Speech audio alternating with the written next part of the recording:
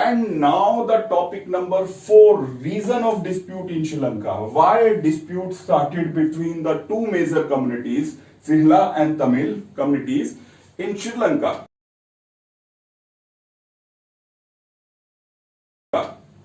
तो अब आप यहां रीजन ऑफ डिस्प्यूट को देखेंगे और एक और चीज आपने ध्यान रखनी है, जो reason of dispute in Sri Lanka is the much more important topic as compare to reason of dispute in Belgium.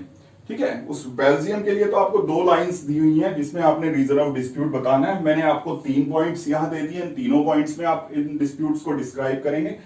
Sri Lanka का जो डिस्प्यूट के रीजंस है वो कई तरीके से क्वेश्चन पूछा जाता है, कई अलग अलग लैंग्वेजेस में, और आप याद रखिए इन चारों टॉपिक में this one is the most important one जो आपने करना है। अब हम देखते हैं कि श्रीलंका में सिंहला स्पीकिंग कम्युनिटी और तमिल्स के बीच में क्या डिस्प्यूट शुरू होता है, क्यों शुरू होता है, और उसका इंपैक्ट क्या पड़ता है, उसका रिजल्ट क्या निकल कर आता है। तो हम यहां स्टार्ट करते हैं कि 1948 Sri Lanka got independence from Britain, and after getting independence Sri Lanka also, just like India, adopted the democratic system. Elections were conducted, but only with one problem. And what was the problem?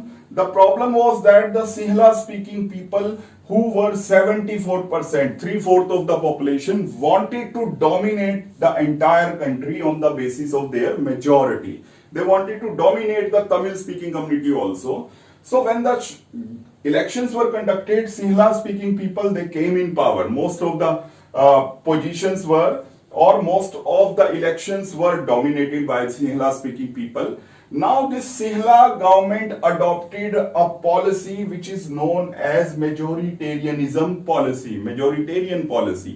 तो ये आपका 1 number का question और बन जाएगा, what is majoritarian policy या what is majoritarianism. बहुत आसान है।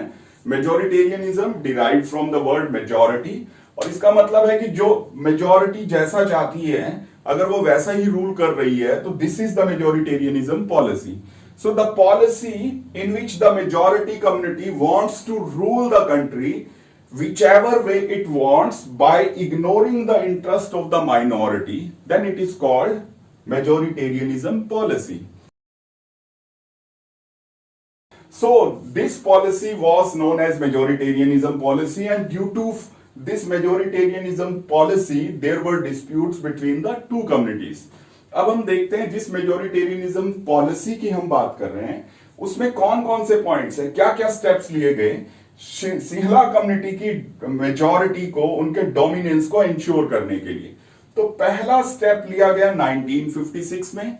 In 1956 an act was passed in Sri Lanka by this new government, this Sinhala government, Sinhala dominated government, and in this act English was replaced and Sinhala language became the official language of Sri Lanka.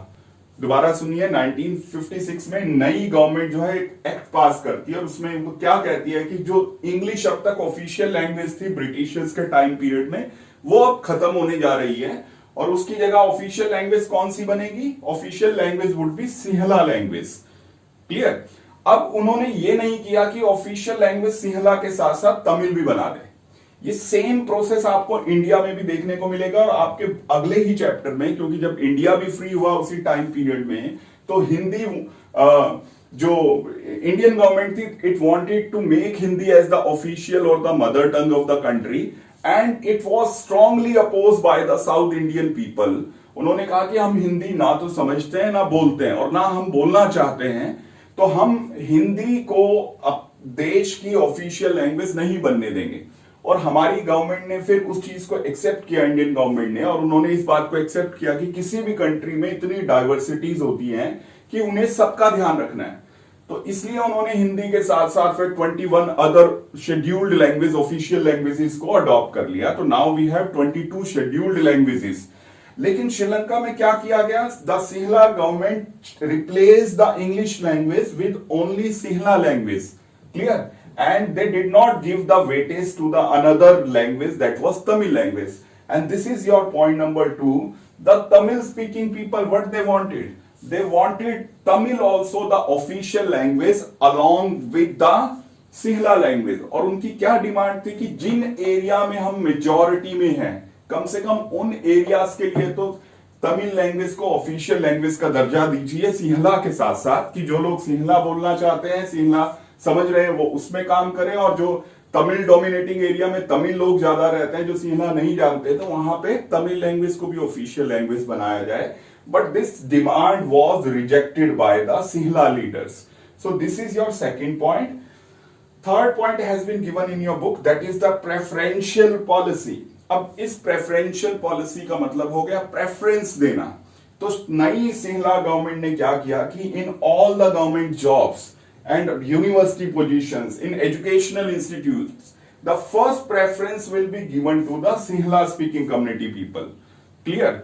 और उसके बाद फिर दूसरी communities के बारे में सोचा जाएगा. And this is the preferential policy which also created the feeling of alienation, which also created the reason of dispute between the two communities. After that, the Sinhala government also made the arrangement in the constitution and declared Buddhism as the national religion of the country. What they said Buddhism religion is the religion of Sri Lanka and the government will make every effort to promote this religion. अब हमें पता है कि Sinhala speaking community के लोग जो हैं वो बुद्धिज्म को फॉलो करते हैं, तो उनके लिए तो ये बड़ी अच्छी बात थी. But the other communities like Tamil speaking community people और the Christians, they were offended because they belong to or they followed the different religions. तो उनके religions के साथ ये एक तरह से discrimination था. तो this is your point number 4. और लास्ट में हो जाएगा पॉइंट नंबर 5, और वो आपको ये कहता है कि तमिल लीडर्स ने क्या डिमांड की कि जिन एरियाज में हम लोग मेजॉरिटी में हैं, जहां हमारी मेजॉरिटी ज्यादा है, यानी कि north and eastern part of Sri Lanka, उन रीजन्स को ऑटोनॉमी दी जाए. अब now this word is called autonomy. Autonomy का मतलब हो गया ज्यादा rights, more rights to some particular regions in political structure in a state. तो दैट इज कॉल्ड ऑटोनॉमी. तो उनकी डिमांड ये थी कि जिन रीजन्स में तमिल स्पीकिंग कम्युनिटी के लोग ज्यादा हैं, वहां पे तमिलों को अपनी लोकल स्टेट गवर्नमेंट चलाने के लिए और ऑटोनॉमी और राइट्स दिए जाएं. But this demand was also rejected by the Sinhala speaking community. So these are the 5 reasons which led to the problem in Sri Lanka and finally it resulted into the civil war. तो 1950s और 60s में श्रीलंकन लोगों ने, Sri Lankan Tamil community people ने अपनी political parties भी बनाई. They wanted to put the pressure on the government, लेकिन क्योंकि उनका नंबर कम था, परसेंटेज कम था, तो गवर्नमेंट में उनका रिप्रेजेंटेशन कम है, इसलिए उनका प्रेशर काम नहीं आता, और फिर श्रीलंकन गवर्नमेंट और सिंहला गवर्नमेंट भी उन्हें इग्नोर करती है. तो इसका रिजल्ट निकल कर आता है सामने 1970s और 80s में, जब श्रीलंका के अंदर कई जो तमिल यूथ है वो अपनी मिलिटेंट ऑर्गेनाइजेशन बना लेते हैं,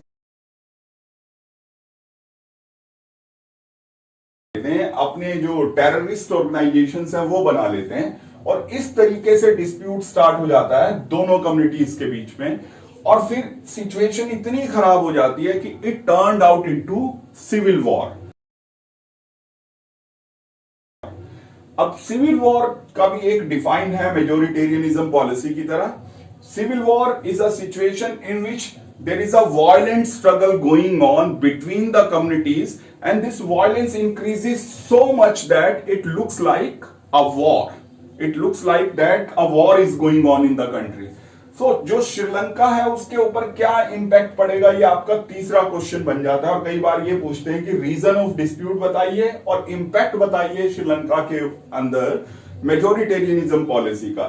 सो आपने पहला इंपैक्ट तो बता दिया कि the disputes became wider and wider, and soon these disputes turned out into violent struggle, and a civil war started in Sri Lanka. Number 2, in this civil war, thousands of people were killed.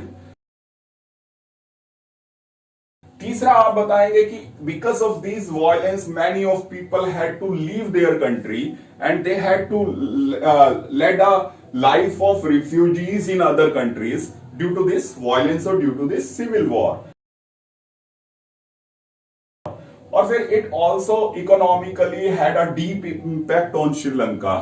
और श्रीलंका अगले 30-40 साल तक उस economic impact को भी झेलता रहा। तो ये सारे इसके हो जाएंगे इंपैक्ट। इसी के साथ आपका जो है वो पहला टॉपिक खत्म हो गया है, जिसमें आपके 4 बड़े क्वेश्चंस थे और 5वां छोटा सा क्वेश्चन आपसे पूछ सकते हैं कि इंपैक्ट बताइए इस श्रीलंका में होने वाले डिस्प्यूट का।